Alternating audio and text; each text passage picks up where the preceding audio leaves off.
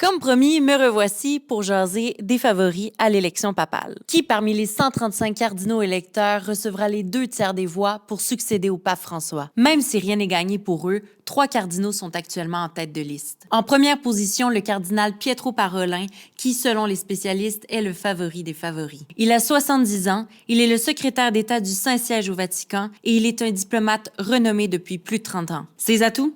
Il est numéro 2 du Vatican, ce qui fait qu'il connaît tout le monde et que tout le monde le connaît. Il est aussi membre du C9, qui est le conseil restreint des cardinaux entourant le pape. Il a donc été au cœur des décisions importantes lors du dernier pontificat. Son manque d'expérience pourrait toutefois jouer contre lui. Il n'a jamais été curé ni évêque. Ici, tu as écouté ma dernière capsule, tu sais que c'est un des critères pour devenir pape. En deuxième position maintenant, on retrouve le cardinal Luis Antonio Tagle. Il a 67 ans et est l'archevêque émérite de Manille, la capitale des Philippines. Les atouts qui l'ont hissé en deuxième place sont qu'il a servi au Vatican dans de nombreuses commissions et congrégations. Il est aussi originaire d'Asie, qui est le continent où l'Église catholique connaît la plus forte croissance. Finalement, il a étudié en Chine et aux États-Unis, ce qui lui donne une perspective internationale. Après le pontificat de François, certains cardinaux pourraient toutefois privilégier un profil plus classique que celui du cardinal Tagle. Finalement, le cardinal Péter Erdő, qui est l'archevêque de Budapest en Hongrie, est le 3e bien placé pour devenir le nouveau pape. Il a 72 ans et présente 2 principaux atouts. Premier, il a été élu 2 fois président du Conseil des conférences épiscopales d'Europe, qui en gros